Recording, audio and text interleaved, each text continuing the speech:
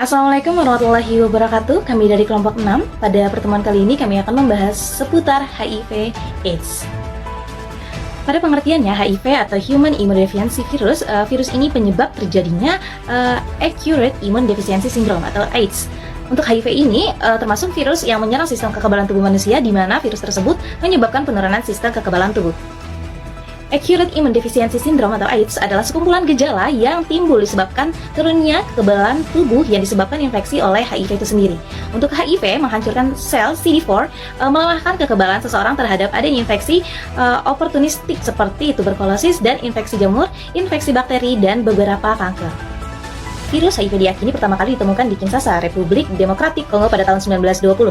Ketika dilaporkan adanya penyebaran infeksi virus Simian Immunodeficiency Viruses atau SIV dari simpanse dan gorila pada manusia, semenjak itu kasus kematian mendadak dengan gejala-gejala khas hilang dan dianggap tidak menjadi ancaman lagi. Sejarah tentang HIV/AIDS dimulai ketika tahun 1979 di Amerika Serikat ditemukan seorang gay, dan pada tahun 1981 ditemukan 5 anak muda gay dengan kerusakan sistem kekebalan tubuh dan penyakit paru-paru yang sangat langka yang dinamakan dengan pneumatic carinipneumonia atau PCP. New York juga California mengungkapkan episode penyakit ganas yang mengancam yang disebut dengan sarkoma Kaposi. Masalah ini menjangkit sekelompok laki-laki gay dengan berbagai penyakit yang terungkap tampaknya terkait dengan kerusakan parah dari struktur kekebalan tubuh. Tutup tahun di 1981, penyakit ini meningkat luas. Pada 270 kasus pasien seraya hancuran parah yang resisten pada laki-laki gay itu tercatat, dan pada 121 kasus diantaranya meninggal. Menjelang akhir tahun itu, contoh utama PCP adalah suntikan yang ditemukan dalam obat-obatan tertentu. Lalu, terdapat epidemiologi HIV/AIDS pada data statistik global dari World Health Organization atau disebut dengan WHO dan Joint Unit National Program on HIV and AIDS menunjukkan bahwa sampai akhir tahun 2020 terdapat 37,7 juta orang yang hidup dengan HIV. Pada sebaran distribusi tertinggi ditemukan di Afrika, yaitu 67,4%, diikuti dengan oleh Amerika 9,8%, Asia Tenggara 9,8%, Eropa 6,9%, Pasifik Barat 5%, dan Mediterania Timur 1%. Lalu, dari data global tersebut, 1,7 juta merupakan anak usia di bawah 15 tahun dan 36 juta berusia di atas 15 tahun, termasuk dewasa, yaitu 19,3 juta perempuan dan 16,7 juta laki-laki. Pada infeksi HIV ini dominan ditemukan pada populasi kunci, yaitu 23% pada kelompok laki-laki, seks dengan laki-laki atau sesama jenis, kemudian 20% pada klien pekerja seks atau partner seks, kemudian ada 11% pada pekerja seksual, 9% pada pengguna narkoba suntik, dan 2% pada kelompok waria. Nah, pada data infeksi HIV ini di Indonesia per tahunnya pada tahun 2020 menunjukkan bahwa 540 orang terinfeksi HIV. Dari data tersebut, 18.000 merupakan anak usia di bawah 15 tahun, kemudian 520 berusia di atas 15 tahun termasuk dewasa, yaitu 19.000 untuk perempuan dan 330 untuk laki-laki. Nah, untuk angka kasus baru pada infeksi HIV di Indonesia pada tahun 2020 yaitu sebesar 28.000. Kemudian dilaporkan pula angka kematian infeksi HIV atau AIDS ini di Indonesia pada tahun 2020 sebesar 24.000. Nah, untuk infeksi HIV di Indonesia ini dominan ditemukan pada populasi kunci, yaitu dengan prevalensi 17,9% pada kelompok LSL, kemudian 13,7% pada kelompok pengguna narkoba suntik, dan 11,9% pada waria. Pada 2,1 ini pekerja seks dan 0,7 pada tahanan penjara. Selanjutnya, etiologi HIV/AIDS. HIV/AIDS berdasarkan struktur HIV termasuk ke dalam family retrovirus yang merupakan kelompok virus RNA yang mempunyai berat molekul 0,7 kb atau kilobase. Nah, virus ini terdiri dari dua grup, yaitu HIV1 dan HIV2. Nah, masing-masing grup ini mempunyai berbagai subtipe. Di antaranya yaitu pada kedua grup tersebut yang paling banyak menimbulkan kelainan dan lebih ganas di seluruh dunia adalah grup HIV1. Nah, menurut Widoyono 2011, penyakit ini menular melalui berbagai cara, yaitu cairan tubuh seperti cairan darah, kemudian cairan genitalia, dan ASI. Selain melalui cairan tubuh, HIV juga dapat ditularkan melalui pertama, ibu hamil, yang kedua jarum suntik, yang ketiga transfusi darah. Lalu yang terakhir bisa berhubungan seks. Selanjutnya ada faktor resiko HIV atau AIDS. Menurut Kemenkes 2021, proses penularan HIV atau AIDS dibagi menjadi dua jalur, yaitu melalui cairan kelamin dan juga darah. Sehingga faktor resiko dari HIV atau AIDS sendiri tidak bisa dipisahkan dari kedua hal tersebut.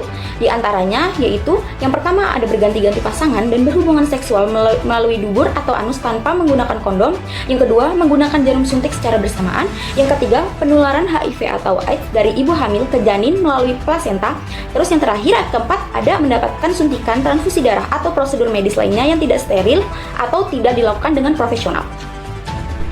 Yang selanjutnya ada gejala. Adapun gejala di sini ada 3 gejala, yaitu gejala tahap infeksi akut, gejala tahap laten, dan gejala tahap AIDS. Adapun gejala tahap infeksi akut diantaranya demam hingga menggigil, muncul ruam di kulit, diare, muntah, nyeri pada sendi otot, sakit kepala, perut, sakit tenggorokan, dan sariawan.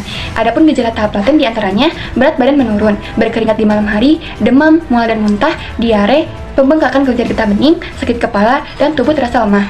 Adapun gejala tahap AIDS diantaranya berat badan turun tanpa diketahui penyebabnya, berkeringat di malam hari, bercak putih di lidah, mulut, kelamin, dan anus, demam yang berlangsung lebih dari 10 hari, diare kronis, infeksi jamur di mulut, tenggorokan, atau vagina, mudah memar atau berdarah tanpa sebab, mudah marah dan depresi, ruam atau bintik di kulit, sesak napas, dan tubuh selalu terasa lemah.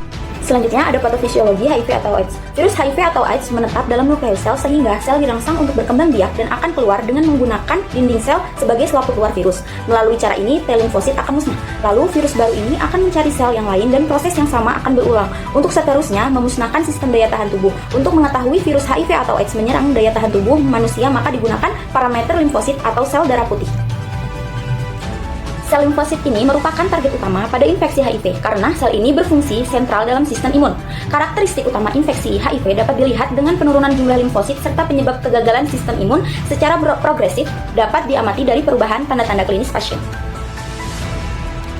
Lalu virus HIV menempel pada limfosit sel induk melalui GPL20 sehingga akan terjadinya fungsi membran HIV dengan sel induk. Lalu inti HIV kemudian masuk ke dalam sitoplasma sel induk. Lalu di dalam sel induk, HIV akan membentuk DNA HIV dari RNA HIV untuk berintegrasi dengan DNA sel induk. DNA virus yang dianggap oleh tubuh sebagai DNA sel induk akan membentuk RNA dengan fasilitas sel induk. Sedangkan mRNA dalam sitoplasma akan diubah oleh enzim protase menjadi partikel HIV. Lalu partikel HIV ini selanjutnya mengambil selubung dari bahan sel induk untuk dilepas sebagai virus HIV lainnya.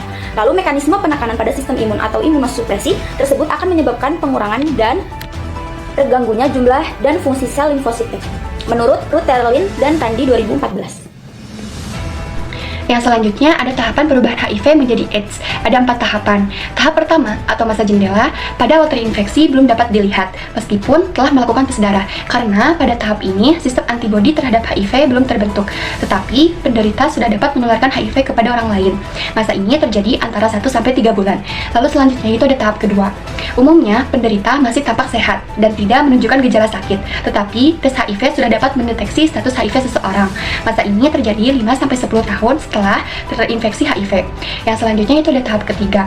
Pada tahap ini sudah muncul gejala-gejala awal penyakit dan sistem kekebalan tubuh mulai berkurang. Lalu selanjutnya itu ada tahap terakhir atau tahap keempat, yaitu AIDS sudah dapat dideteksi karena kekebalan tubuh sangat berkurang dan timbul penyakit oportunistik. Baik, selanjutnya yaitu ada penanggulangan dari HIV atau AIDS itu sendiri, yang dimana ditulis oleh Sudikno dan kawan-kawan pada Jurnal Kesehatan Reproduksi pada tahun 2011. Yang pertama yaitu ada upaya untuk mengurangi, mencegah, dan juga penularan dari HIV. Dan juga yang berikutnya yaitu dengan memperbanyak pemahaman dan kesadaran masyarakat tentang HIV dan AIDS yang belum komprehensif, sehingga stigma dan diskriminasi masih terjadi. Yang berikutnya juga yaitu dengan meningkatkan kualitas hidup dan kesehatan orang yang terinfeksi HIV serta untuk pengendalian perkembangan virus HIV. Dan yang selanjutnya yaitu sangat dibutuhkan program dukungan yang komprehensif dan juga berkesinambungan untuk menahan perkembangan infeksi menjadi AIDS. Yang selanjutnya yaitu ada cara pencegahan dari penyakit HIV atau AIDS yang diedarkan oleh Kementerian Kesehatan pada tahun 2021. Yang pertama yaitu dengan setia dan juga menghindari bergonta-ganti pasangan saat berhubungan seks. Kemudian juga menghindari dari penggunaan segala jenis narkotika, yang terutama yaitu melalui jarum suntik. Dan juga yang berikutnya dengan cara melakukan edukasi terkait penularan hingga pengobatan HIV atau AIDS kepada masyarakat pada umumnya agar proses penularan tidak terus berlanjut.